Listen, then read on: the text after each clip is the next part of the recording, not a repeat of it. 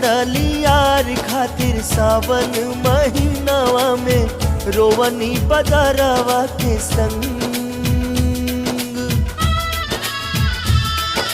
रहनी उदास बड़ा फागुन के दिनवा में खेलनी न केहुओं से रंग